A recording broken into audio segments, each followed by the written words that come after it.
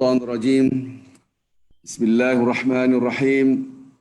Assalamualaikum warahmatullahi wabarakatuh. Alhamdulillahi rabbil alamin. Asbahna wa asbahal mulku lillah walhamdulillah wa la hawla wa la quwata illa billahil aliyil azim. Alhamdulillahi rabbil alamin adada ma khalaqallahu fis sama' walhamdulillahi rabbil alamin adada ma khalaqallahu fil ard. Walhamdulillahi rabbil alamin adada ma baina dhalik. Walhamdulillahi rabbil alamin adada ma huwa khaliq. Lakal hamdu la ilaha illa anta rabbus samawati wal ardi wa man fihin. Walakal hamdu la ilaha illa anta nurus samawati wal ardi wa man fihin. Walakal hamdu la ilaha illa anta qayyimus samawati wal ardi wa man fihin. Asyhadu an la ilaha illallah wa asyhadu anna Muhammadan abduhu wa rasuluh. Alaiha nahya wa alaiha namut wa fi sabiliha nujahid wa alaiha nalqallah. Allahumma salli wa sallim wa barik ala rasulikal karim habibina al-Mustafa Muhammad sallallahu wa ala alihi wa ashabihi ومن تبعهم بإحسان إلى يوم الدين كما صليت وباركت ورحمت على خليلك ونبيك سيدنا إبراهيم وعلى آله في العالمين إنك حميد مجيد. سبحان الله والحمد لله ولا إله إلا الله والله أكبر ولا حول ولا قوة إلا بالله العلي العظيم. Bapak Ibu yang cinta Allah SWT, alhamdulillah pada pagi hari ini di New York kita dalam keadaan sehat walafiat, mudah-mudahan yang ada di sini dan yang mengikuti acara di Zoom baik ada dimanapun, mau di Indonesia atau di Kanada atau di mana berada, mudah-mudahan kita selalu mendapatkan rahmat, berkah dari Allah Azza wa Jalla. Dalam keadaan inayah Allah, kita dalam keadaan al-afiyah wal-mu'afatah, mudah-mudahan kita dalam keadaan sehat semua, dan mudah-mudahan kita tetap menjadi hamba-hamba Allah, keturunan kita, anak kita, tetap dalam keadaan iman sampai akhir hayat kita. Amin ya rabbal alamin. Selalu kita lantunkan alhamdulillah, alhamdulillah, alhamdulillah, sehingga kita menjadi orang-orang hammadun. Ya. Orang-orang hammadun itu yang dipuji oleh Allah Azza wa Jalla. Kenapa? Karena mereka selalu memuji Allah. Dan nanti ketika di padang mahsyar, ada orang-orang yang sangat cepat sekali memasuki surga. Karena memang satu harinya di sana sekitar 50.000 tahun. Beberapa riwayat menunjukkan hal itu. Dan itu sungguh-sungguh lama. Ada orang cepat. Siapa itu ya Rasulullah? Ulaikumul hammadun. Itulah orang-orang yang selalu memuji Allah Subhanahu wa taala, segala puji milik Allah. Dia dalam keadaan nikmat dimuji Allah, dalam keadaan kesulitan tetap memuji Allah Subhanahu wa taala. Ya. Tidak pernah menggerutu apa yang sudah diputuskan oleh Allah. Qadarullah inna lillahi wa inna raji'un. Allahumma ajirni fi musibati wa khuluf li khairin minha. Kalaupun mendapatkan musibah, katakan ini sudah ditentukan oleh Allah, dan yakin di dalamnya ada kebaikan, tetap memuji keputusan Allah. Maka itu dalam hadis Rasulullah SAW mengajarkan kita, apabila kita dalam keadaan nikmat selalu ingat Allah, maka ketika kita dalam keadaan kesulitan kita berdoa, Allah akan mudahkan doa kita. Mudah-mudahan kita termasuk hamba-hamba Allah yang selalu mensyukuri nikmat Allah, nikmat iman, nikmat Islam kita setiap saat. Apalagi kita habis sholat, habis baca Al-Quran, setelah itu semua kita bersyukur, ya Allah, alhamdulillah kita bisa melakukan ini semua. Karena tidak ada satupun yang bisa melakukan ini kecuali dengan rahmat dari Allah Azza wa Jalla. Dari keutamaan Allah, karunia Allah. Baik, salam dan selawat selalu kita junjungkan pada Nabi Muhammad sallallahu alaihi wasallam beserta keluarganya dan para sahabatnya. Mudah-mudahan kita selalu mencintai Rasulullah SAW dengan satu, mengikuti apa yang diajarkan oleh Rasulullah SAW. Jadi di dalam ayat Al-Quran selalu kita ingatkan, Qul in kuntum tuhibbunallah fattabi'uni yuhibbukumullah. Kalau kalian betul-betul mencinta Allah, ikutilah aku, mengikuti Rasulullah ma atahum Rasul, khudhu wa ma nahakum anhu antahu. Apa yang dibawa oleh Rasul, khudhu, ambillah apa yang dibawa oleh Rasul, dan apa yang dilarang oleh Rasul, jauhilah. Baik, Bapak Ibu yang cinta Allah SWT, kita terus melanjutkan kajian-kajian sebelumnya. Dan kemarin kita bicara konsep tentang konsep zikir. Saya akan mengulang. Zikir adalah sebuah proses mengingat Allah, dan mengingat itu adalah ada pondasinya. Pondasi yang utama adalah mengenal Allah Azza wa Jalla. Jadi kekuatan mengingat sangat tergantung dengan kekuatan mengenal. Kalau mengenal kita lemah, siapa Allah, bagaimana kedahsyatan Allah Subhanahu wa taala, maka otomatis mengingat Allah pun akan lemah. Ini udah otomatis. Dan inilah hukum alam. Maka tidak aneh banyak di antara kita salatnya susah untuk mengingat Allah. Kenapa? Karena kita belum mengenal Allah dengan baik. Mungkin kalau redaksi Al-Quran yang kemarin kita singgung, innamal mu'minuna alladzina idza dzukirallah wajilat qulubuhum wa idza tuliyat alaihim ayatuhu zadatuhum imana wa ala rabbihim yatawakkalun alladzina yuqimuna shalah wa mimma razaqnahum yunfiqun ulaikumul mu'minuna haqqan. Orang beriman hanyalah apabila disebut nama Allah bergetar hatinya.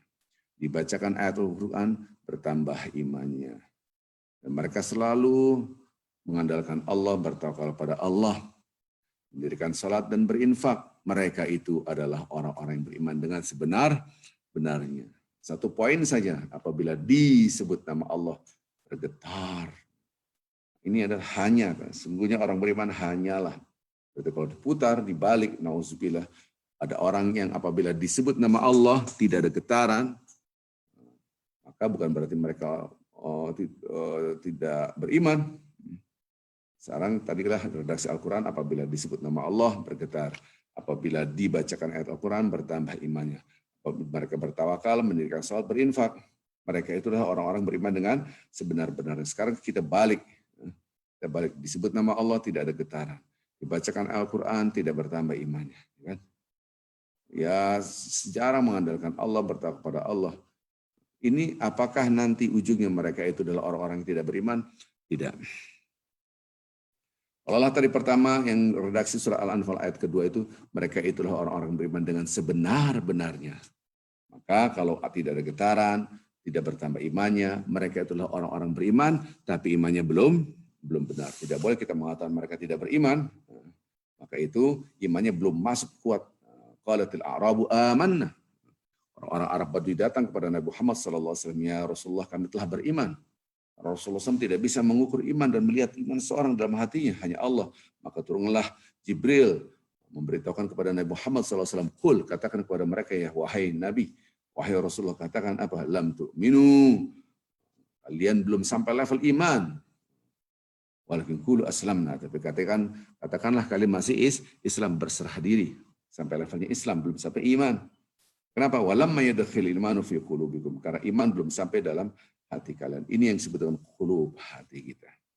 Maka itu saya dalam Ramadan ini kita kaji tentang takwa, tentang jiwa, dan seterusnya. Kita akan kaji terus. Di antaranya adalah kita bagaimana rasa kita ada getaran. Kalau kita bagaimana ada getaran kalau belum mengenal Allah dengan baik. Bagaimana kita berzikir yang sebaik-baiknya. Inilah yang kemarin kita sudah kaji. Jadi Bapak-bapak, ibu-ibu yang cinta Allah Subhanahu wa taala, saya hanya mengembalikan mereview apa yang sudah kita pelajari, karena yang hadir sekarang belum tentu mengikuti yang sebelumnya. Jadi ketika kita berzikir, lihat tangan saya, kita membangun kesalahan individual vertikal kita kepada Allah Azza wa Jalla. Nah, idealnya itu akan memancarkan dalam perilaku kita sehari-hari. Nah, kebanyakan, sholatnya bagus, zikirnya bagus, baca Al-Qurannya bagus, tapi dia menjadi orang yang sangat tidak baik dalam interaksi sosialnya. Ya, ini kenapa? Karena tentang konsep zikirnya tidak sesuai dengan apa yang diajarkan oleh Al-Quranul Karim oleh Nabi Muhammad SAW. Orang-orang selalu berzikir, tidak peduli ke sesama. Pada sesama tidak peduli.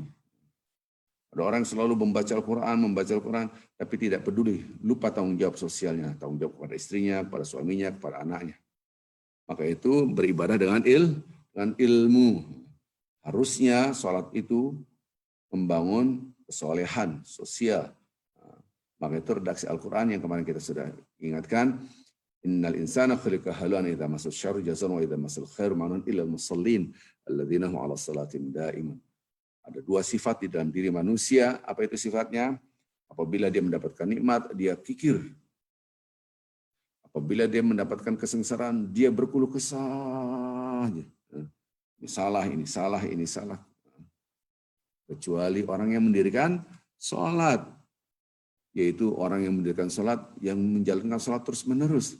Berarti orang yang sholatnya benar tidak akan kikir, dia selalu peduli. Ini kalau kita lihat redaksi Al-Quran surah Al-Ma'arij. Ini sudah kita singgung kemarin ya.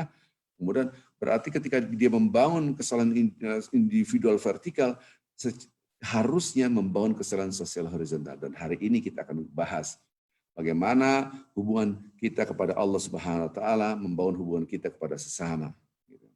Bagaimana kita membangun hubungan kita kepada Allah Azza wa Jalla sehingga kita bisa membangun kesolehan sosial kita. Ya. Bapak Ibu yang cinta Allah Subhanahu wa taala, maka itu kita akan melanjutkan konsep zikir yang sebenarnya. Bapak Ibu yang cinta Allah Subhanahu wa taala, saya akan menerangkan tentang konsep zikir pada hari ini. Bapak Ibu bisa melihat nanti. Kemarin kita sudah menjelaskan bahwa konsep zikir awalnya adalah konsep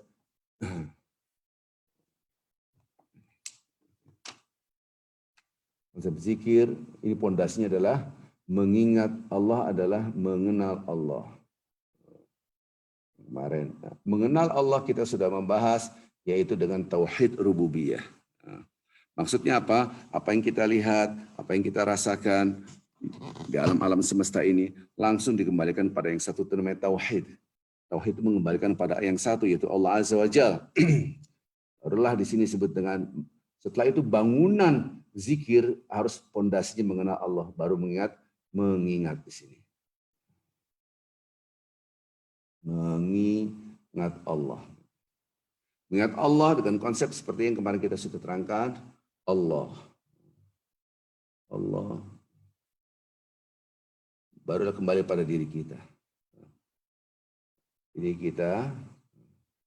Nah, konsepnya adalah Allah Subhanahu wa taala mengatakan fadhkuruni adzkurkum washkuruli wala takfurun. Ingatlah aku, maka aku ingat. Kalian kalimat fadhkuruni, ingatlah aku adalah kepada Allah. Ingatlah aku kepada Allah, maka aku ingat kalian. Wala takunu kalladzina nasullaha fa ansahum anfusahum. Jangan Anda seperti orang-orang yang melupakan Allah. Nauzubillah, Allah masturna. Maka Allah menjadikan mereka lupa terhadap diri mereka sendiri.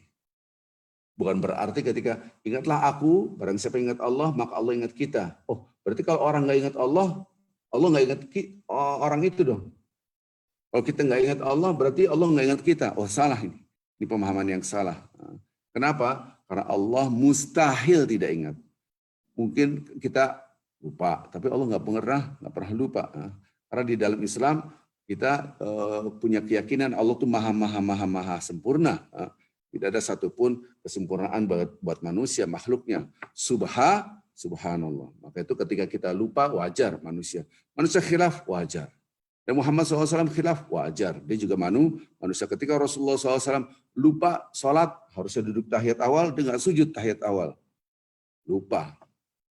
Bahkan Rasulullah SAW punya perilaku sehingga menyakiti istrinya, ditegur oleh Allah Azza wa Jalla. Dalam surat Nur turun, ditegur. Kisahnya hadis ifki, gitu kan. Jadi manusia, tapi Rasulullah SAW adalah orang yang maksum, terjaga dari perbuatan yang keji, maksiat. Balik lagi tadi. Maka ketika kita mengatakan ada manusia yang lupa Allah, maka hasilnya bukan Allah lupa manusia, tidak. Tapi wala takunu, jangan seperti Anda orang-orang yang melupakan Allah, maka Allah menjadikan mereka lupa terhadap diri mereka sendiri. Maksudnya adalah, coba bayangkan, ketika orang itu jauh dari Allah Azza wa Jalla, kemarin kita sudah singgung, Allah itu cahaya, nur. Cahaya itu bisa dihitung. Bisa arti eksistensinya nampak, tapi gelap tidak bisa dihitung, itu secara fisika. Maka ketika orang itu dekat dengan Allah Azza wa Jalla, maka nampak. Jadi sesuatu itu tidak nampak ketika tidak ada cahaya. Seakan-akan keberadaannya, eksistensinya hilang. Orang itu ketika dia mendekatkan diri kepada Allah, mendapatkan Rabbana atina fid dunya hasanah wa fil akhirati hasanah. Dua kebahagiaan, dunia dan akhirat. Ketika dijauh dari Allah, jauh dari Allah, maka dia lupa terhadap dirinya sendiri, maka akan ada kesengsaraan.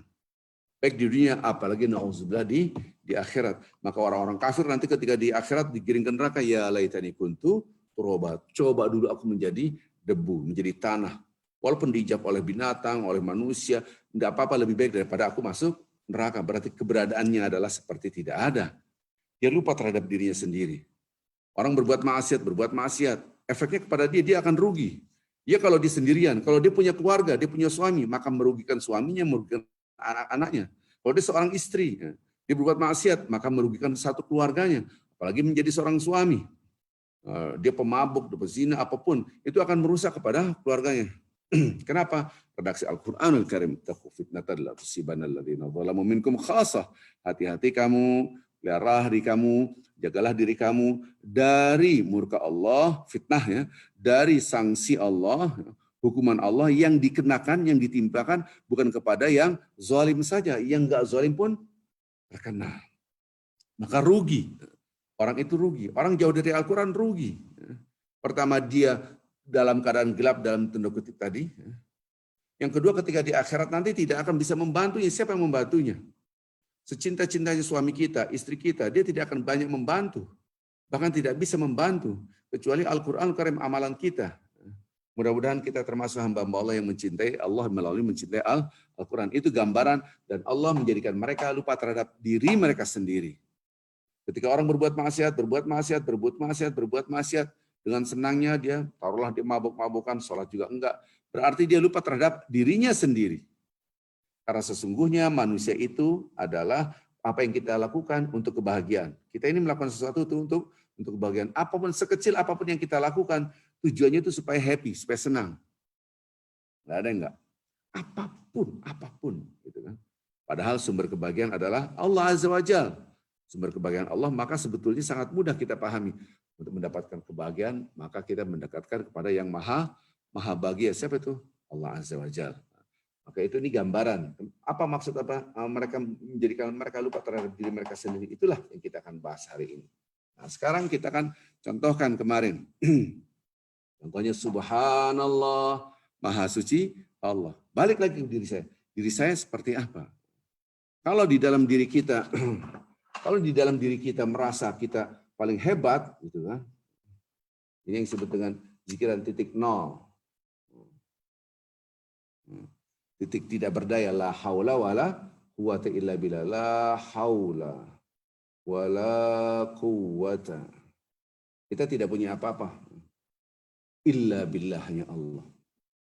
Jadi ketika kita mengatakan subhanallah maha suci Allah, jangan merasa kita paling benar terus sehebat-hebatnya orang, tidak mungkin dia benar terus, pasti ada salah. Tidak ada manusia tanpa kesalahan.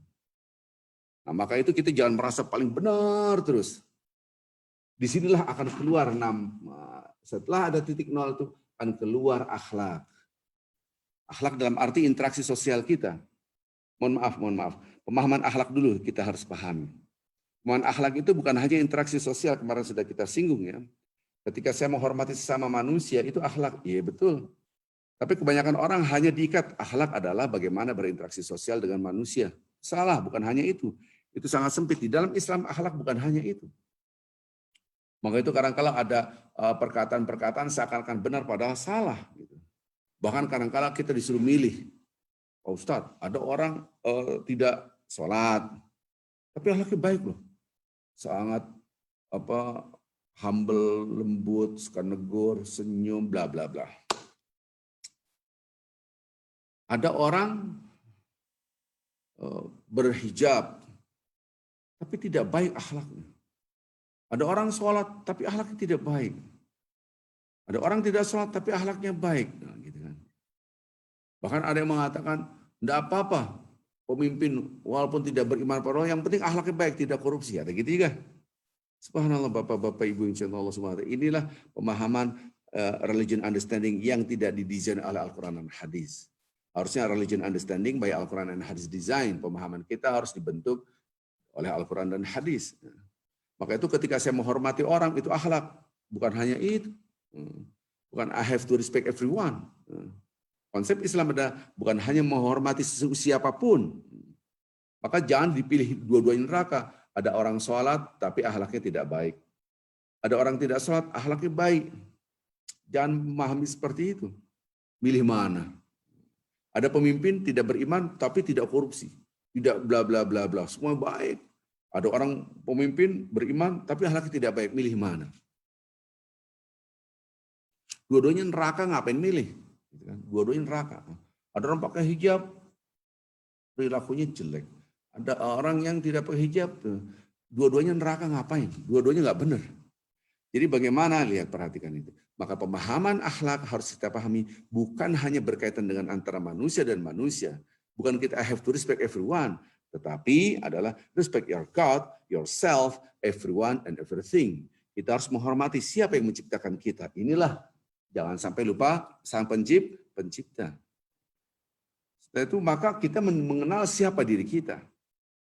Setelah kita mengenal siapa diri kita, bagaimana kita berinteraksi kepada orang lain, bahkan alam semesta, everything. Bukan hanya everyone, bukan hanya manusia, tetapi alam semesta kita jaga. Subhanallah. Kita lihat ada sampah, kita benerin, buang. Di jalan, apalagi di masjid, kita bersihkan. Masya Allah.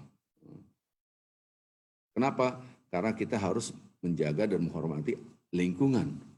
Itulah akhlak. Kalau orang tidak mengagungkan Allah, tidak menyembah Allah Azza wa Jalla, jelas tidak punya akhlak. Tidak. Maka itu orang-orang yang tidak beriman kepada Allah, sehebat apapun dia dalam interaksi sosialnya, tetap digiring ke api neraka. Kenapa? Dia melupakan siapa dirinya.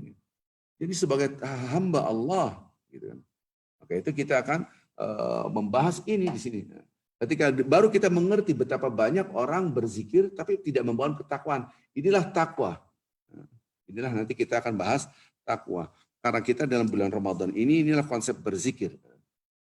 Kita kembali lagi, subhanallah.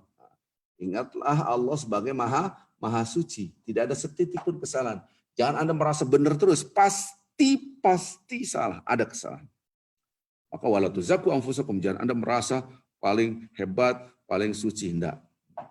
Alhamdulillah, segala puji milik Allah. Ketika itu berarti kita la haula wala quwata, tidak punya kekuatan apa-apa, tidak punya daya. Berarti tidak ada setitik pujian pun kita tidak punya. Semua pujian milik Allah. Maka ini namanya nol. Allahu Akbar. Allah maha besar, maha dahsyat. Kebesaran hanya milik Allah. Berarti saya tidak punya kekuatan apa-apa. Nol. Titik nol. Disinilah titik nol namanya abadun. Kita sebagai hamba. Kita menyembah Allah, na'budun, iyyaka na'budu. Kita menyembah Allah supaya kita ngerti siapa diri kita sebagai abdun. Abdun itu bahasa Indonesia apa? Hamba Allah. Maka ada namanya siapa? Abdurrahman. Hambanya yang Maha Rahman, hamba Allah. Abdurrahim, Abdul Karim, abdun. Kita sebagai hamba. Maka na'budu. Kita tahu posisi kita sebagai hamba. Dan dia yang mencipta langit dan bumi serta sisinya yang patut disembah. Jadi konsep zikir begitu. Allahu Akbar. Siapa diri saya? Maha kecil sekali. Maha kerdil. Kecil tidak berdaya. Allah semua kekuasaan. Begitu caranya. Ketika kita berdialog dengan Allah. Dengan hati kita, ya Allah Engkau yang maha besar. Nah, kita tidak ada apa-apa. Efeknya, buahnya, konsekuensinya ketika kita punya rasa seperti ini yang dibangun adalah rasa, gitu kan, maka akan nampak dalam perilaku. Maka itu kenapa salat tanhanil fasya wal munkar. Karena ini semua kekuasaan dari Allah, semua milik Allah. Di sinilah membangun ketakwaan di sini. Apa hubungannya dengan ketakwaan? Bapak Ibu yang cinta Allah Subhanahu wa taala, kemarin kita sudah membahas bahwa di dalam diri manusia, jiwa itu dibagi dua. Jiwa yang kotor, nggak nampak ya. Oke. Kelihatan. Jiwa yang kotor, sini namanya jiwa fujur, yang mengajak kemaksiatan, dan jiwa takwa. Ini begini. Jiwa fujur mengatakan kamu hebat, kamu tuh baik, kamu itu punya jasa, kamu itu orang bla bla bla bla bla. Kamu tuh hebat, keberadaan kamu tuh harusnya dihormati. Sementara takwa mengatakan tawadhu'lah. Anda tuh la haula wala quwata illa billah. Keberadaan Anda pun tidak ada apa-apanya. Ilmu engkau dari Allah. Kekuatan engkau bisa melakukan sesuatu sehingga Allah memuji engkau. Kekuatan dari Allah. Jabatan engkau yang tinggi itu pun dari Allah. Titipan dari Allah. Tidak ada yang Anda punya. Ini begini. Maka itu ketika kita berzikir, Allahu Akbar, Allah Maha Besar, saya nggak ada apa-apanya. La haula wala quwata illa billah. Kemarin kita pakai gelas ya. Kemarin kita pakai gelas. Ada gelas yang isi, ada gelas yang kosong. Nah, gelas yang kosong itu coba ambil gelas yang kosong. Yang kosong Pak. Ada gelas yang isi, ada gelas yang kosong. Maka itu ketika kita berzikir, jangan sampai hati kita ada isinya. Bukan titik nol. Ini titik ketidakberdayaan. Ada orang berzikir hatinya penuh. Maksudnya seperti apa? Ini contohnya ketika Allah SWT, segala puji milik Allah. Tidak ada setitik pujian pun yang kita miliki. Setitik pujian pun tidak ada. Ini kosong. Tapi ada orang mengatakan segala puji milik Allah. Alhamdulillah. Tapi hatinya seakan-akan memang saya hebat. Jadi ada orang berzikir seperti ini. Ada orang berzikir seperti ini. Ini tidak keluar akhlak. Semua pujian milik Allah, ungkapan lisannya, tapi hatinya, saya hebat, jabatan saya presiden, jabatan saya menteri, jabatan saya seorang prince, jabatan saya seorang raja. Kalau di negeri-negeri Arab itu, bapak-bapak ibu, waktu saya pernah ke Muscat, gitu. Di Muscat itu ketemu para prince. Itu bedanya di pecinya. Wah ini prince, ketahuan dari situ saya nggak tahu apa bedanya. Oh ini orang-orang ningrat lah kira-kira gitu. Oh ini dia pimpinannya. Kalau dari sini, dari pecinya. Kalau mungkin kalau dalam dunia militer kepolisian dari bintangnya saya nggak ngerti lah ya. Wah ada ini jenderal bintang sekian kelihatan. Nah ini kan antara manusia. Ketika orang berzikir, Alhamdulillah, segala puji milik Allah. Mau jabatannya seorang apapun, dia tetap la haula wala quwata illa billah. Nol, tidak punya pujian setitik pun. Tapi ada mengatakan alhamdulillah, lisannya alhamdulillah, tapi hatinya merasa dia memang dipuji oleh Allah. Inilah hati yang kotor, namanya fujur. Fujur itu selalu mengatakan demikian. Fujur tidak mau menjadikan manusia itu titik nol. Sebagai abadun, sebagai hamba Allah. Seakan aku. Maka yang mengatakan, ana rabbukumul a'la, aku adalah Tuhan kalian yang maha tinggi. Siapa itu? Fir'aun. Maka itu banyak sekarang, Fir'aun kecil lah gitu kan. Kenapa? Inilah kata-kata ketika kita subhanallah mahasya Allah, saya juga benar gitu. Subhanallah. Al-haqqu min rabbika fala takunanna minal mumtarin. Kalaupun Anda benar itu dari Allah. Bukan dari milik kita, semua milik Allah. Maka itulah titik nol. Maha besar Allah ya Allah. Aku nol, tidak ada kekuatan sama sekali gitu. Kekuatan kita dari Allah. Inilah yang sebut. Nah, setelah kita punya titik nol ini keluar akhlak. Maka titik nol ini adalah titik takwa namanya. Qad aflaha man zakkaha, untung bagi yang membersihkannya. Wa qad khaba man dassaha, rugi bagi yang mengotorinya. Ini saya gambarkan ini supaya mudah dipahami gitu kan. Ketika orang itu menunjukkan siapa saya merasakan bukan titik nol dia. Sekarang kan dia punya ini. Maka itu kadang-kala zikirnya tidak ada manfaatnya dalam perilaku, tidak nampak. Bapak-bapak ibu ini nih konsep harus kita pahami. La'allakum tattaqun, agar kalian bertakwa, kita tahan.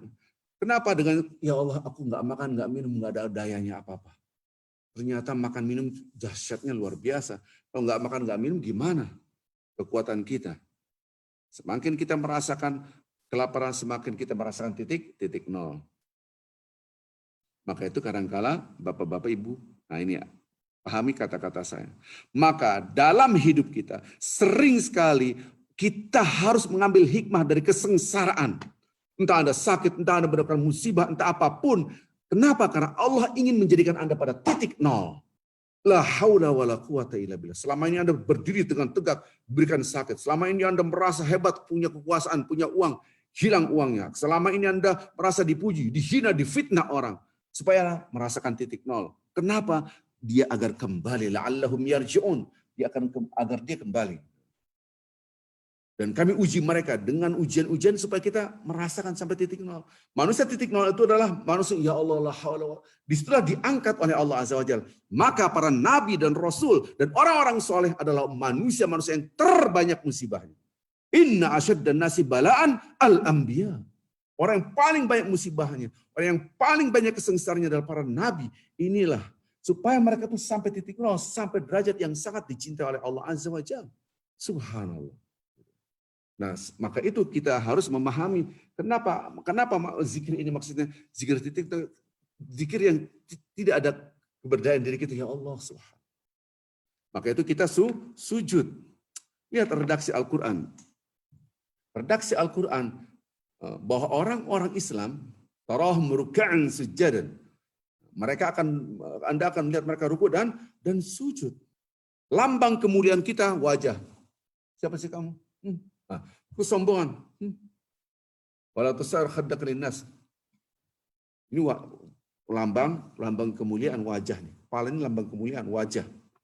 Maka ada istilah ditaruh mana wajah saya? Nah, ada gitu kan ungkapan-ungkapan. Karena wajah ini lambang kemuliaan.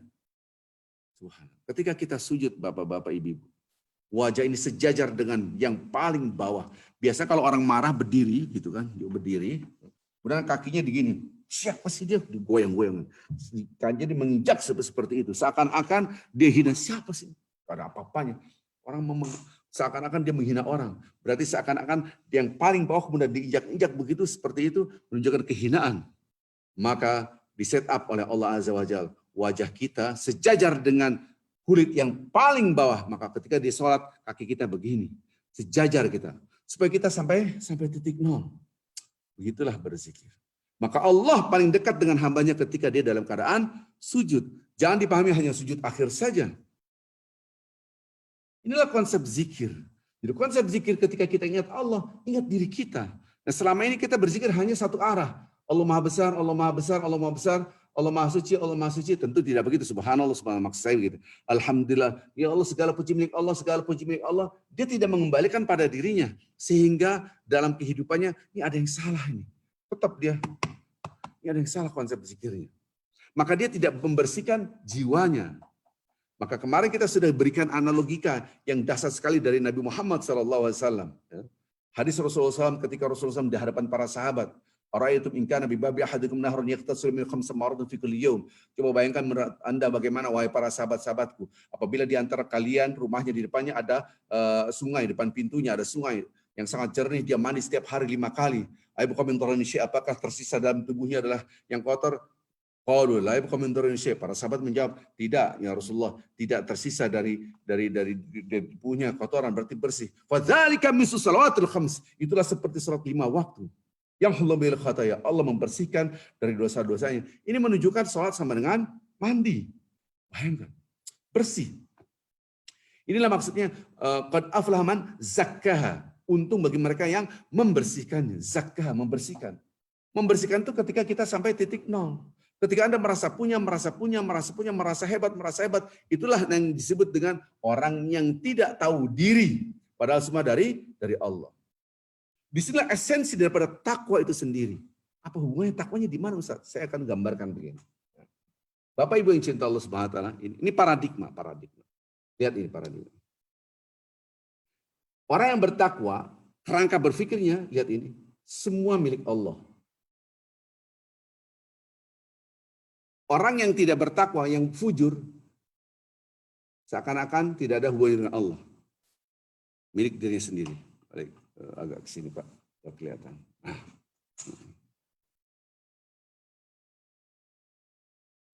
Ini namanya kufur, ini namanya syukur. Kembali pada Allah. Paradigma orang bertakwa ini fa'alhamaha fujuraha, ya kemaksiatan, jiwa yang kotor, fujur, kefasikan, wa taqwaha. Ini semua milik Allah, ini semua milik Allah. Gambaran. Jadi konsep yang saya terangkan ini adalah konsep zikir dan takwa, sholat, puasa semua akan menjadi satu kesatu. Baru nyambungnya di sini. Lihat Bapak-bapak Ibu. Orang berpuasa, kebanyakan hanya pendekatan seremonial formalistik. Pendekatan hanya kulitnya saja. Pendekatan yang lebih substantifistik hilang. Pendekatan yang lebih dalam, yang lebih punya isi, itu malah hilang. Yang lebih esensial malah hilang. Maka itu ungkapan Nabi Muhammad SAW, banyak di antara umatku yang berpuasa tidak dapat apa-apa kecuali lapar dan haus. Banyak umatku yang sholat tidak dapat apa-apa kecuali capek, karena dia tidak sampai titik nol. Bahwa kita sebagai hamba Allah Azza wa Jalla tidak punya apa-apa, tidak punya kekuatan apa-apa. Maka itu ketika orang-orang bertakwa, lihat, seluruh Maksiat, mau kecil mau besar semua maksiat. Kerangka berpikirnya adalah begini, ke bawah.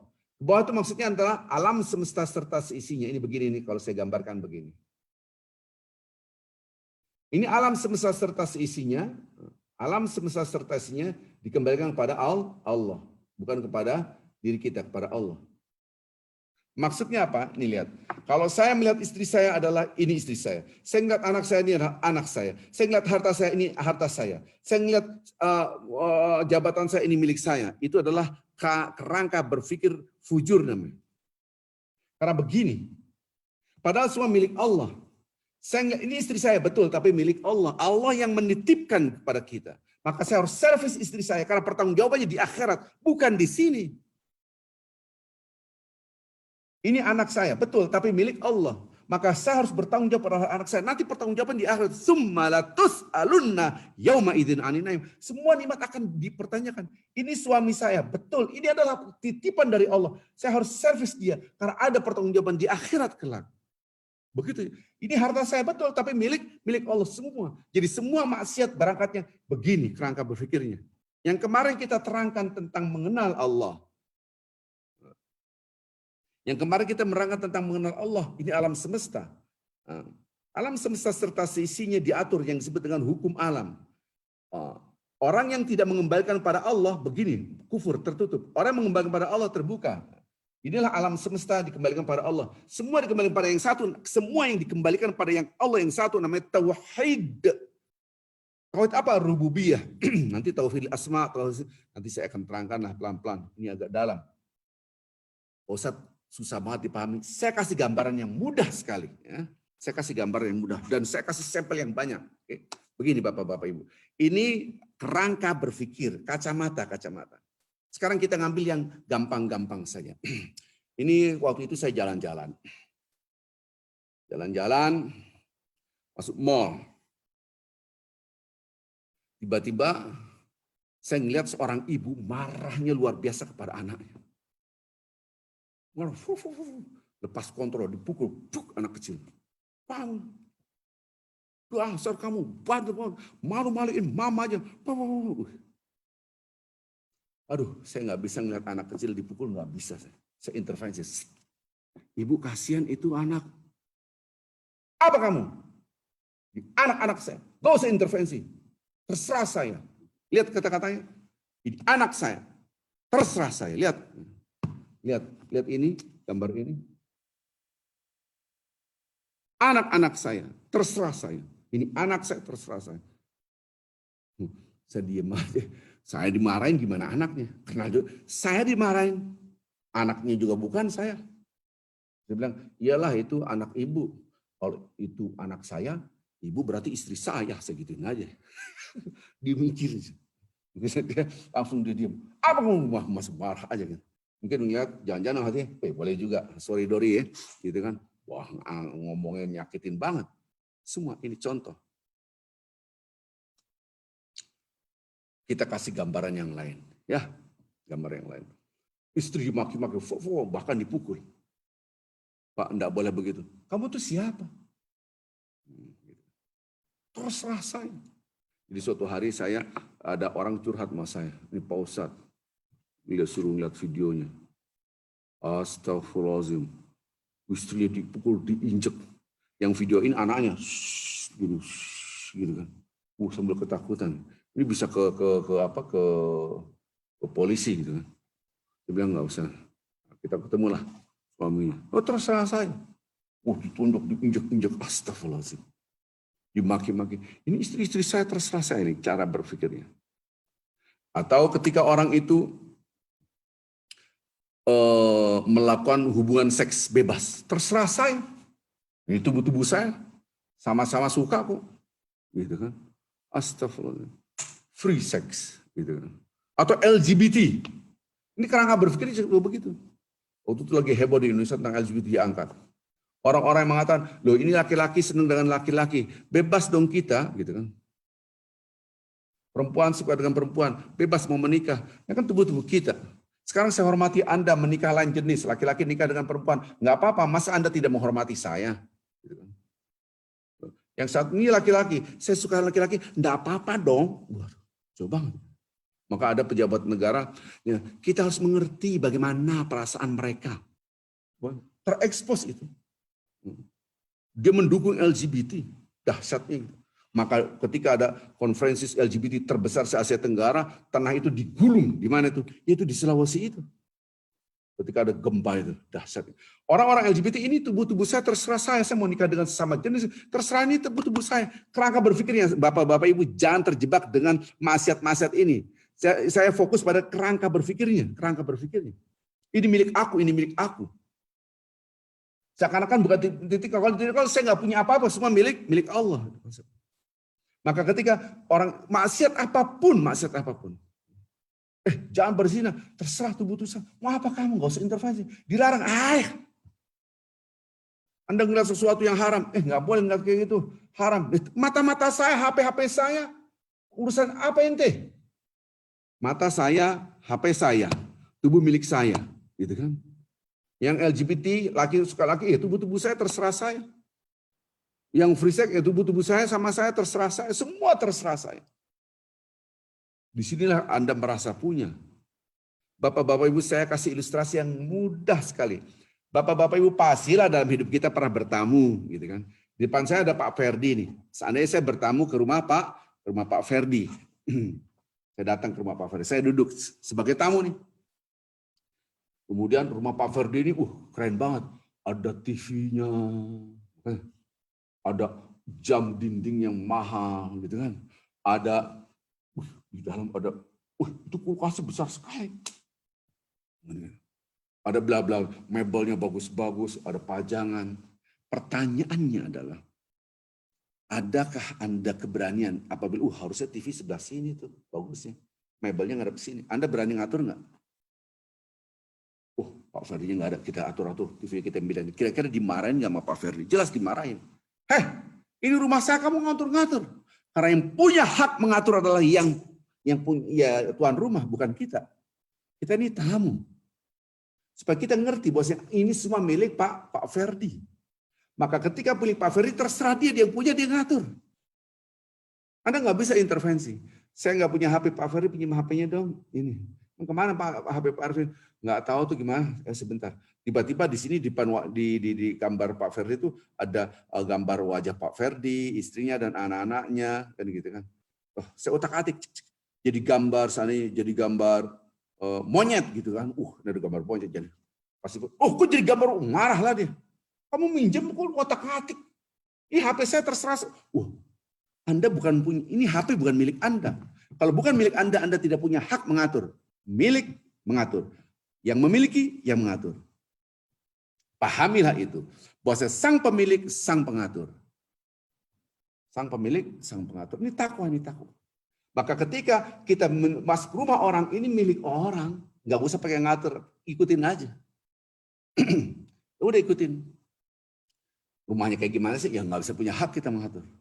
Maka kalau Anda merasa punya, maka seakan-akan Anda yang mengatur. Disinilah kesalahan. Tapi kalau ini semua milik Allah, kembali pada yang satu, alam semesta serta sini kembalikan pada yang satu Allah, maka Allah yang punya, Allah yang mengatur. Itulah ketakwaan. Semua maksiat ini milik aku yang punya, aku yang mengatur. Bapak Ibu yang cinta Allah Subhanahu wa taala. Pahamilah bahwa ketika kita melihat apapun ini milik Allah.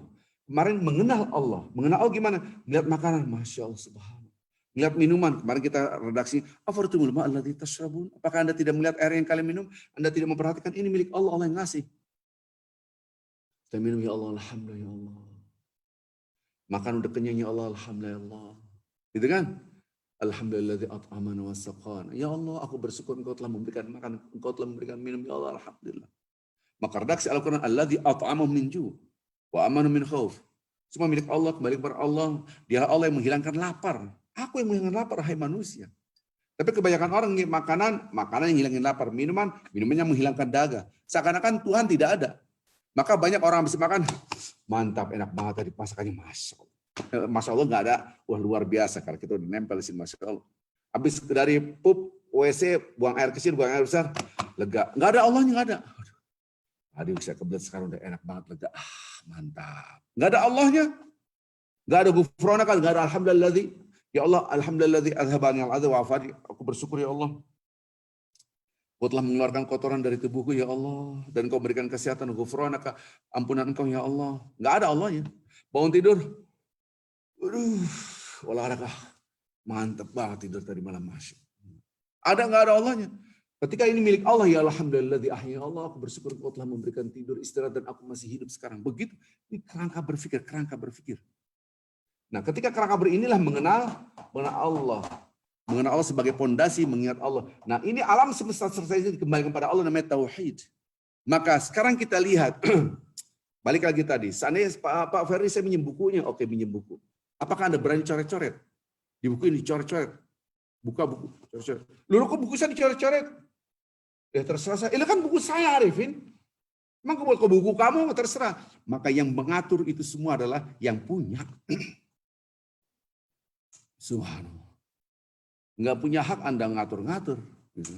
Coba siapa di antara bapak-bapak ibu yang berani menjadi tamu terus ngatur-ngatur rumah orang? Ada nggak?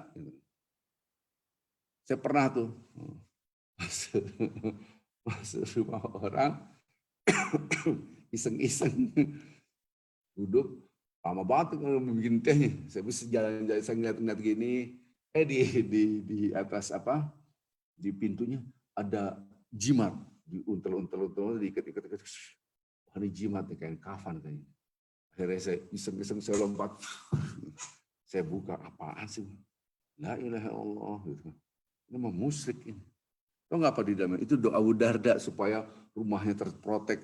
Padahal itu doa Nabi Muhammad SAW. Ketika itu Abu Darda waktu itu kan. Pulang, rumah itu kebakar semua satu kampung. Kata Abu Darda, insya Allah tidak akan terbakar rumahku. Insya Allah. Pas pulang lihat semuanya terbakar kecuali rumah Abu Darda. Bagaimana kau bisa yakin? Ini adalah hadis Rasulullah SAW. Rasul mengajarkan aku. Subhanallah. Allahumma rabbas samawati samai wa ma'adzalat. Wa rabbal ardina wa ma'aqalat wa rabbas syaitan.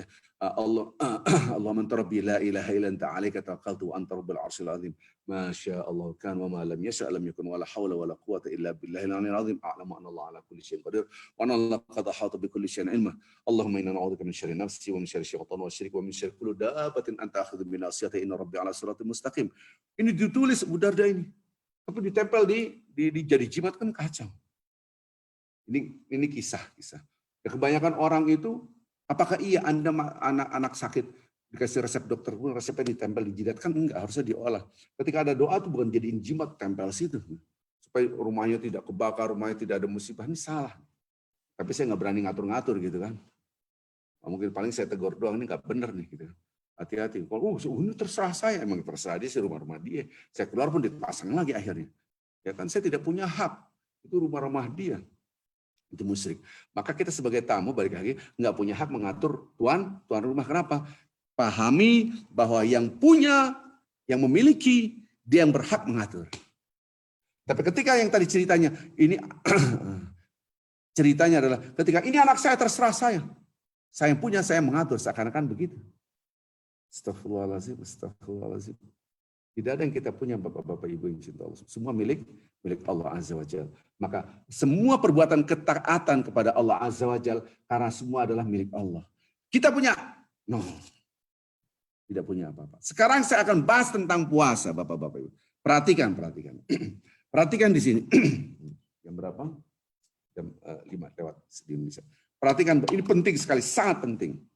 Kenapa Rasulullah SAW mengatakan ada di antara umatku yang puasa tidak dapat apa kecuali lapar dan haus? Harusnya puasa itu dapat apa? Dapat ketakwaan, karena redaksi Al-Quran la'allakum tattaqun. Kita tidak makan, tidak minum. Di dalam rumah kita tidak makan, tidak minum, walaupun sendirian, gitu kan? Anda buka kulkas, di dalam rumah Anda, dalam kulkas banyak makanan ini, buah-buahan lah, apalah, gitu kan? Mungkin ada buah apel, buah jeruk, buah anggur, gitu kan? Ada sirup Mbah Marijan, apapun namanya, gitu kan? Apakah Anda berani makan minum? Tidak. Nggak makanlah. Masa saya makan minum, Vin? Nggak mungkin saya makan, saya kan puasa. Dia hanya memahami tidak makan, tidak minum. Padahal la'allakum tattaqun, bukan itu yang dibangun. Betul tidak makan, tidak minum. Tapi yang terpenting adalah ketika kita lihat makanan, ini milik Engkau ya Allah.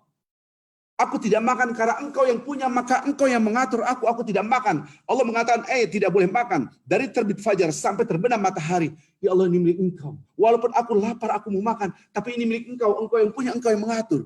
Begitu, itu yang harus dipahami.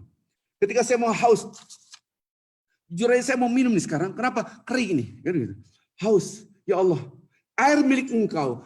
Dahaga ini adalah milik engkau. Karena ini semua milik engkau, aku taat kepada engkau. Apapun yang engkau suruh, karena engkau yang punya hak, berhak mengatur. Itulah takwa.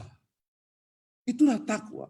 Takwa itu merasakan ini milik, semua milik Allah. Semua milik Allah. Allah yang punya, Allah yang mengatur. Kebanyakan kita tidak makan, tidak minum, tapi tidak memahami bahwa ini adalah milik Allah. Takwa ini adalah semua milik Allah. Fujur milik aku. Maka kebanyakan orang setelah Ramadan, dia merasa ini saya punya. Padahal Ramadan tidak dapat apa-apa kecuali lapar dan haus. Anda sholat, Allahu Akbar. Waktu milik siapa? Milik Allah, bukan milik kita. Anda cepat-cepat sholat. Maka redaksi hadis, wa kam min qaimin, banyak di antara orang yang sholat, tapi tidak dapat apa-apa. Banyak di antara wa kam min shaimin, banyak di antara umatku yang puasa, tidak dapat apa-apa kecuali capek, kecuali lapar dan haus. Kenapa? Karena kerangka berpikirnya tidak dibangun bahwa ini milik Allah. Bapak-bapak ibu yang cinta Allah SWT, ketika kita sholat cepat-cepat, dia pikir waktu milik dia. Seandainya Anda tahu setelah sholat ini Anda wafat, pasti Anda sholatnya pelan-pelan. Habis waktu Anda. Begitu caranya. Maka ketika kita berpuasa, apapun yang diinstruksikan oleh Allah, yang dilarang oleh Allah, kita taat. Nggak boleh makan, nggak boleh minum. Yang kita pahami ini semua milik Allah, Allah yang punya, Allah yang mengatur. Ini sampel banyak ya. Kebanyakan kita nggak makan, nggak minum. Tapi setelah Ramadan, ini hebat banget. Saya takwanya mana? Padahal udah dibina dalam satu bulan penuh. Setiap hari kita berpuasa. Maka ketika kita berpuasa, tidak makan, tidak minum, yang diinstal di sini, yang dipahami di sini. Sampai, oh ya ini milik Allah. Allah yang punya, Allah yang mengatur. Apapun disuruh oleh Allah, saya ikut. Ini istri saya haram. Kenapa haram? Tidak boleh kita berhubungan. Rafas. Tidak boleh berhubungan. Kenapa? Ini milik Allah. Nanti boleh berhubungan. Kalau malam boleh. Anda melampiaskan nafsu seks biologis Anda, boleh. Ini ayat Al-Quran. Malam hari silahkan. Siang tidak boleh, Ramadan. Kenapa? Ini milik istri saya. Iya, tapi milik Allah yang ngatur. Itu yang hilang. Maka beribadah dengan ilmu.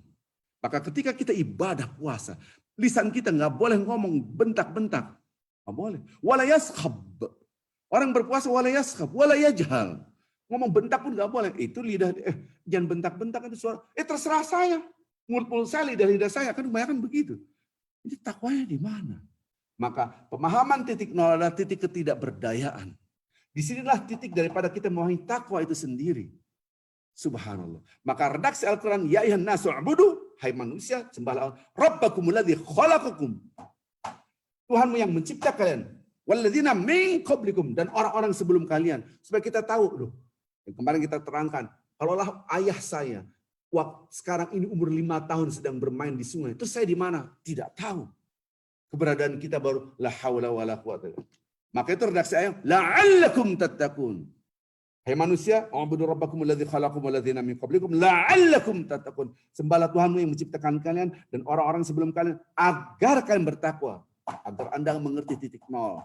La haula wala quwata, semua milik Allah, semua milik Allah. Ketika semua milik Allah, maka Allah yang punya, maka Allah yang mengatur. Bapak Ibu, ini materi ini saya akan ulang-ulang. Karena tidak semudah ini kita bisa memahami dan meresapi. Saya akan ulang. Karena ketika orang itu merasa punya di suatu titik permasalahan yang terbesar, gugurlah ketakwaan itu sendiri. Imannya ada, takwa dan iman selalu berbeda. Menyembah Allah Subhanahu wa taala la'allakum tattaqun. Padahal dia udah menyembah la'allakum, pakai proses. Ketika dia berpuasa, kutiba alaikumusiyam, ujungnya la'allakum tattaqun, agar kalian bertakwa. Karena ketika puasa semua milik Allah. Dia proses. Takwa itu di sini, rasa. Ya Allah, betul-betul milik Engkau ya Allah. Allah yang punya, Allah yang mengatur ya Allah. Selalu saya katakan Bapak-bapak Ibu, tolong jawab. A atau B? A atau B? Mayoritas lembaran hidup kita, A, sesuai dengan prediksi kita, sesuai dengan apa yang kita inginkan, mayoritas ya, mayoritas. B, unpredictable, di luar prediksi kita. Jawabannya kita tahu, mayoritas lembaran hidup itu adalah di luar prediksi, mayoritas hidup. Kenapa? Seakan-akan, hai manusia, lihat lembaran hidupmu, aku yang mengatur, bukan kamu yang mengatur. Aku yang punya langit dan bumi, lembaran hidup aku yang punya. Maka berdoa. Siapa yang mau sengsara? Siapa yang mau sengsara? Enggak ada. Tapi kesengsaraan itu ada, iya. Diatur oleh Allah. Maka itu kita berdoa. Minta karena yang ngatur dia. Ya Rabb, Rabbana, ya yang mengatur kami, wahai yang mencipta kami. Bapak-bapak Ibu perhatikan kata-kata saya.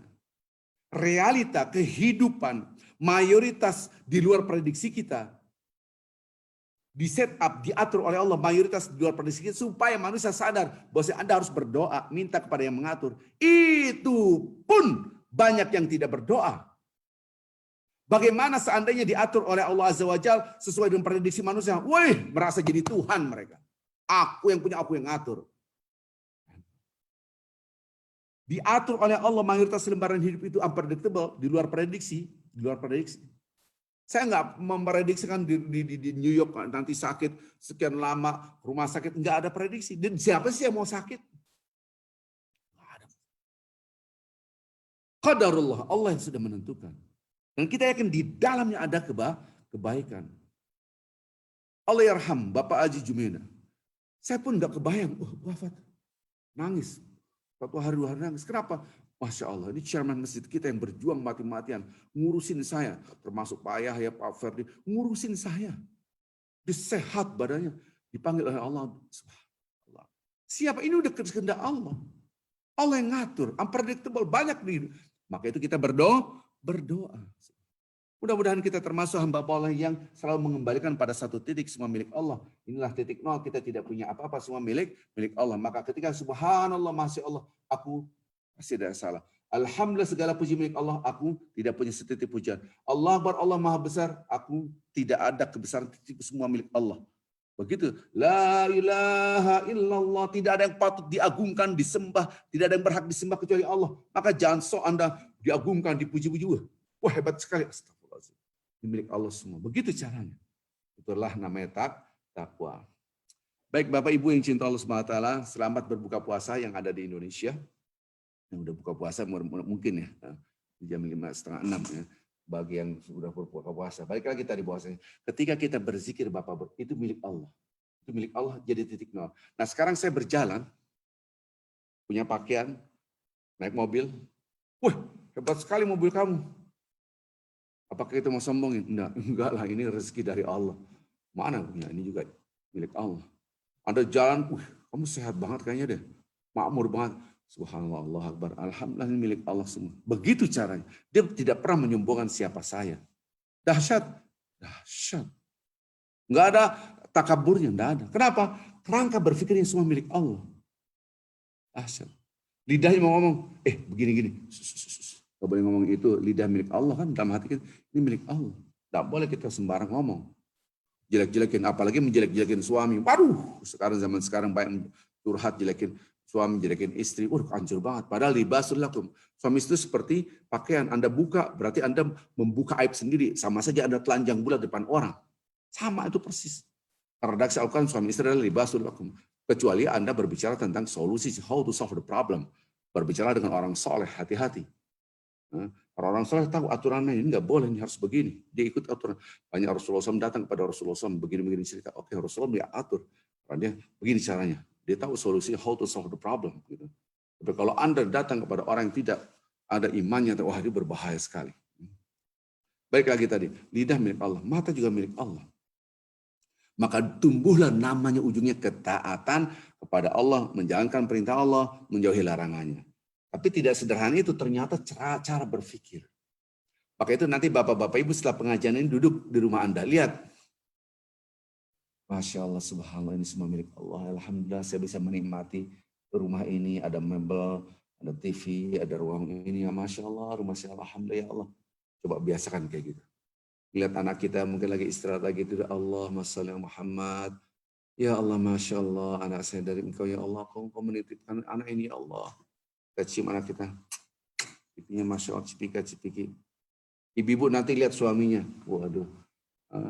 Lihat, Masya Allah, subhanallah. Ini dari Engkau ya Allah.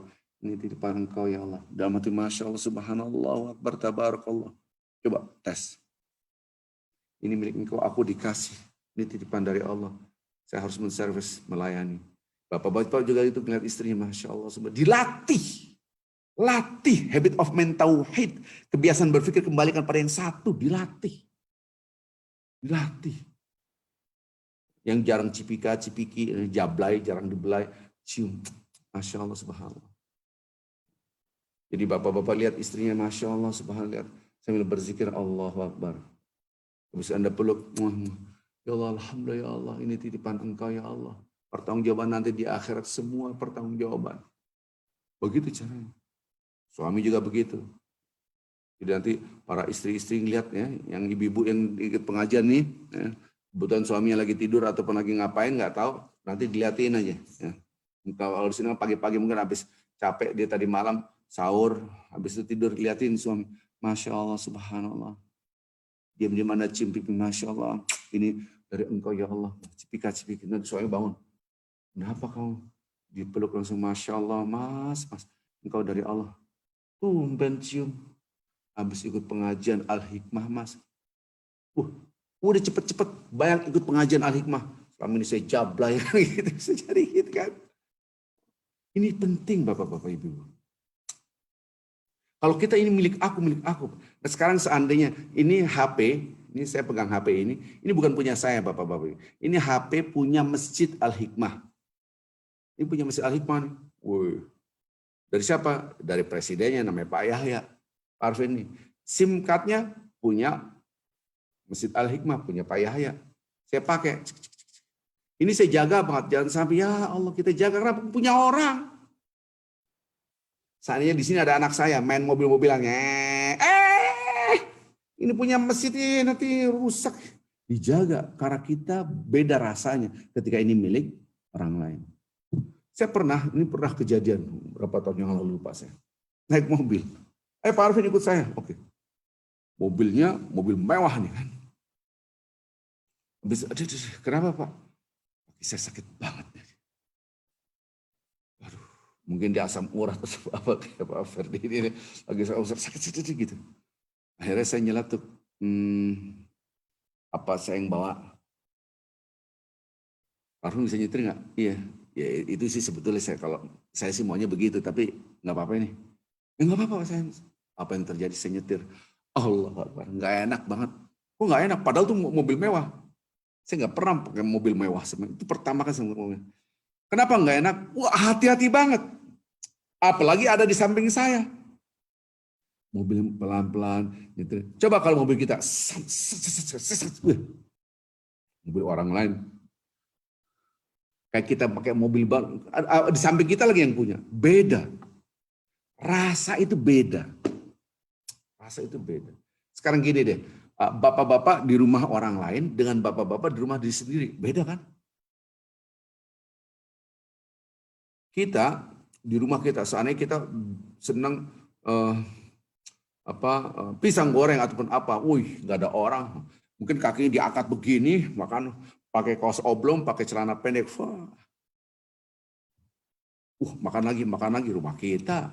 Coba di rumah orang kita bertamu, pisang goreng, padahal kesukaan kita, ayo Pak makan, silakan. Padahal diatur kita karena tahu ini rumahnya bukan rumah kita. Ini makanan itu ada tuan rumah, kita harus jaga. Langit dan bumi adalah bukan milik kita. Makanan depan kita, minuman semua bukan milik kita. Harus kita berperilaku sadar titik nol, nggak ada yang kita punya, semua milik Allah. Begitu maksud saya. Itulah takwa. Dijaga banget. Maka takwa adalah menjaga dan memelihara. Karena dia sadar ini adalah bukan milik dia, milik Allah. Menjaga segala perintah Allah, menjauhi segala larangannya. Walaupun Anda tidak suka, harus ikut. Laki-laki tidak boleh pakai emas. Udah selesai. Ikutin. Apa sih soalnya pakai emas? Taruh untuk emas. Mungkin begini. Enggak tahu.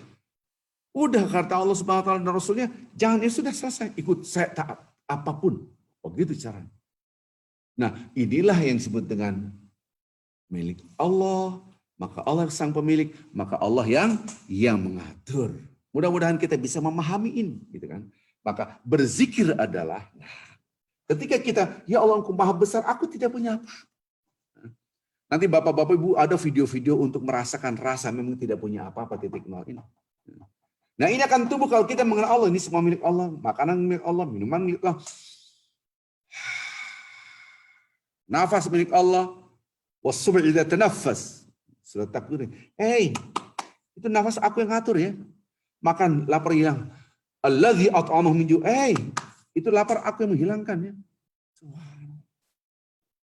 Baik Bapak Ibu yang cinta Allah Subhanahu wa taala. Nah, ini sudah mulai kering. Saya rasa ini dulu, kita akan lanjutkan pada kajian selanjutnya. Mudah-mudahan kita bisa mengerti, oh takwa itu adalah semua milik.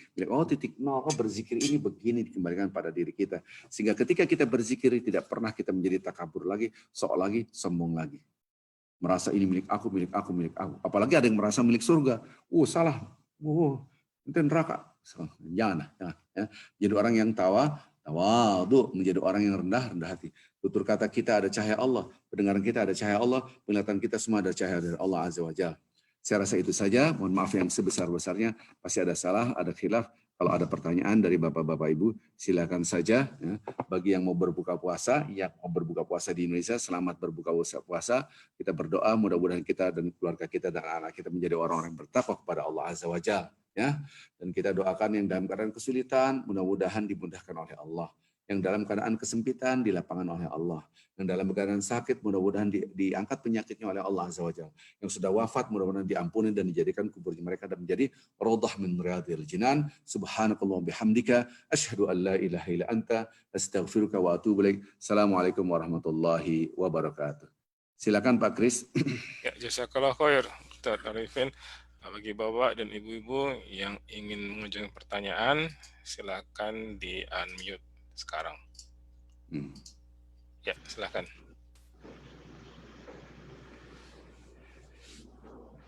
Halo, Assalamualaikum Pak Ustadz. Waalaikumsalam warahmatullahi wabarakatuh. Pak Ustadz mau nanya, sholat suruh bisa dilakukan di rumah, enggak di masjid dengan kondisi ini sekarang? Pemahaman yang banyak salah, bahwasanya sholat suruh kaitannya dengan sholat suruh tidak ada kaitannya dengan masjid. Sholat suruh tidak ada kaitannya dengan sholat berjemaah, tidak ada. Sholat suruh ya ketika di sunrise Anda sholat selesai. Tidak ada hubungan itu. Tetapi memang ada hadis. Tapi nggak ada kaitannya dengan masjid juga. Ada hadis. Lihat sini. Barang siapa yang sholat subuh berjemaah. Tidak dikatakan di masjid, tidak. Sholat subuh berjemaah. Kemudian dia berzikir.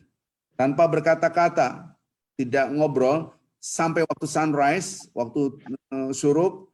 Kemudian dia menjalankan sholat 2 rakaat, maka dia mendapatkan pahala haji dan umroh. Inilah yang disebut dengan sholat syuruk.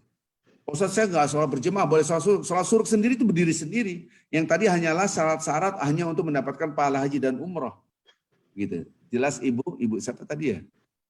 Bu Lena Martunus Pak, terima kasih. Assalamualaikum. Ibu Lena, silakan. Assalamualaikum, silakan Ibu Lena, makasih. Assalamualaikum Pak Ustadz. Waalaikumsalam warahmatullahi wabarakatuh. Dengan siapa? Pak, sama dengan Bu Sumarni, Pak. Oh ya. Pak, saya mau menanyakan, kalau kita sudah wudhu suami istri, kalau bersentuhan, apakah batal? Ada yang mengatakan tidak. Saya mengambil yang tidak. Selama tidak ada nafsu. Halo. Ya. Halo. Sebentar ini. Ya, silakan. Tidak batal Bapak Ibu-ibu karena kita bersentuhan tidak ada nafsu, tidak ada ser lah gitu. Iya. Rasulullah SAW pernah mencium Aisyah kemudian melanjutkan sholatnya. Iya. Akan batal, rapat mazhab Syafi'i mengatakan batal, tetapi menurut saya tidak gitu kan. Cium istri kita kemudian kita lanjutkan sholat tidak ada masalah. Kalau mengatakan pendapat mazhab itu ya silakan Anda berwudu lagi. Kalau menurut hemat saya selama tidak ada nafsu ser gitu kan, ngerti lah maksud saya. Iya. Kan batal. Silakan. Ada yang lain? Ya, terima kasih Pak. Ya, silakan. Alhamdulillah. Udah buka puasa mungkin di Indonesia? Sibuk pada. Sepertinya ya, udah sibuk semua. Baik. Assalamualaikum. Sampai di sini kali. Assalamualaikum Ustaz. Satu lagi Ustaz, kalau diizinkan Ustaz, mohon maaf. Silakan Pak Catur. Iya Ustaz, saya ingin memperdalam pertanyaan saya yang kemarin itu Ustaz tentang puasa sunnah Ustaz. Puasa sunnah Daud, kalau yang mohon dikoreksi kalau saya salah dalam memahami, penjelasan Ustadz bahwa puasa Daud itu puasa sunnah yang tertinggi. Iya. Dan itu bisa menghapus apa puasa-puasa seperti Senin Kemis itu sepertinya sudah tidak perlu lagi ya. Yang jadi pertanyaan saya Ustadz, setelah saya baca referensi itu, fadilah puasa Syawal itu Ustadz, itu kan besar sekali, bahkan dijanjikan seperti puasa setahun kalau nggak salah itu. Nah itu apa juga sudah menghapuskan itu juga Ustadz yang puasa? Ya, kalau kita puasa Daud, Syawal pasti dapat Pak. Oh gitu ya Ustadz. Pasti dapat, kita pasti dapat 6 hari puasa 2 bulan Syawal pasti dapat. Jadi itu otomatis Ustadz ya? Pasti dapat, iya. Pasti dapat. Masya Allah, Masya Allah. Dan satu lagi Ustadz, tadi karena ini timbul pertanyaan karena Ustadz tadi kalau tidak salah nanti setelah apa hadis pengajian nanti kalau lihat istri atau suami kita tiduran itu tadi Ustadz. Lah pertanyaan saya begini Ustadz, kumpul dengan suami atau istri itu kan sunnah yang paling tinggi juga itu. Apa? Ya, betul. Yang kita senangi ya Ustadz. Ya. Nah pertanyaan saya Ustadz, jika di bulan Ramadan Ustadz, di bulan Ramadan itu kalau sampai terjadi hukumannya berat sekali.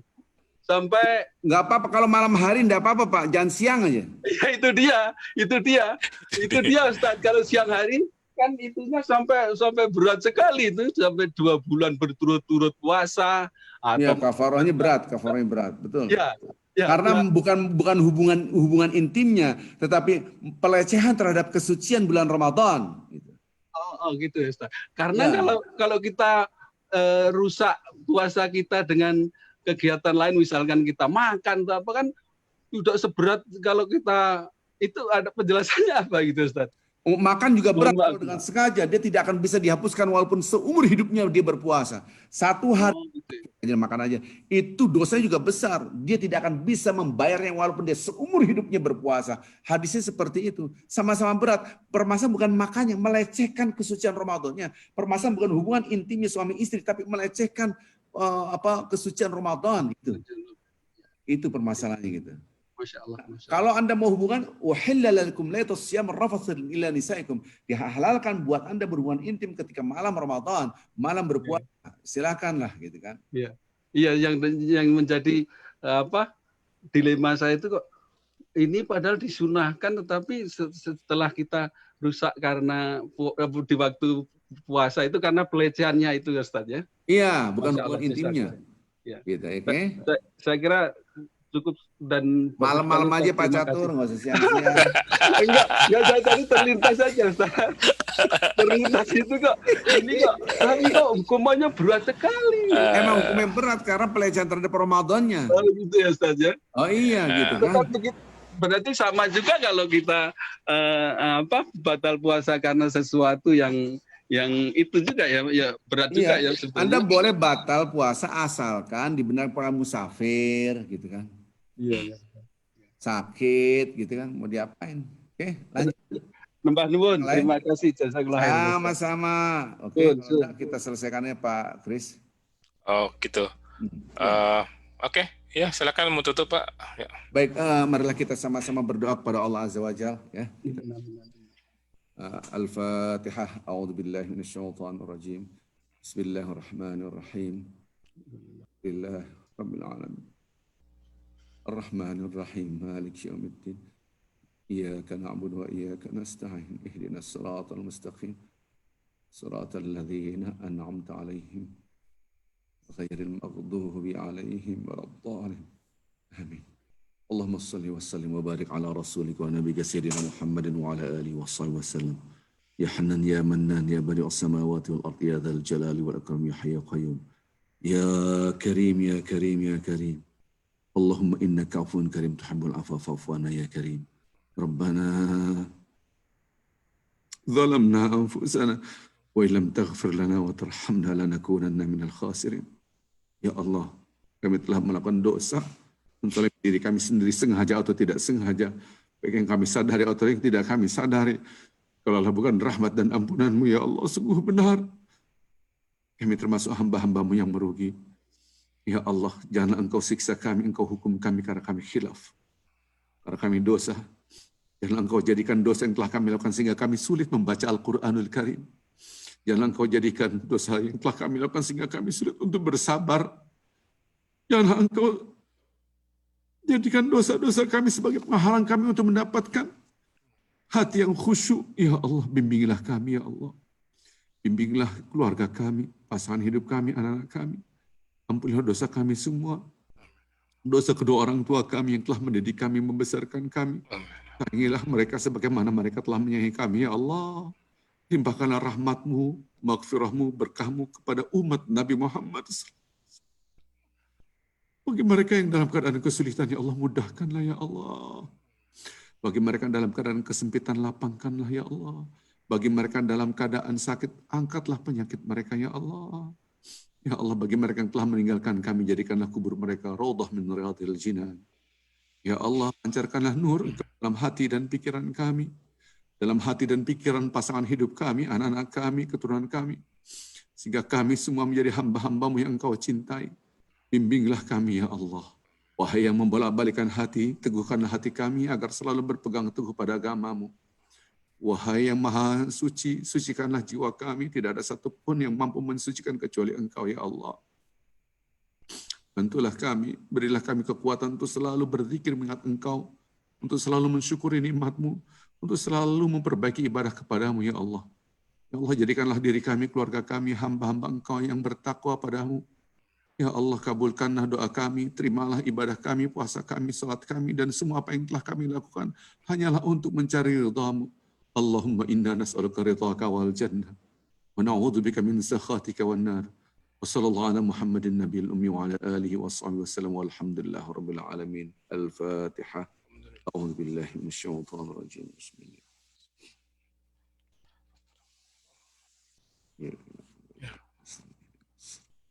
Suratul ladzina. Saya pasti ada salah, ada khilaf, saya mohon maaf. Subhanakallah wa bihamdika asyhadu an la ilaha illa anta astaghfiruka wa atubu ilaik. Selamat berbuka Bapak-bapak Ibu semua yang di Indonesia. Assalamualaikum warahmatullahi wabarakatuh.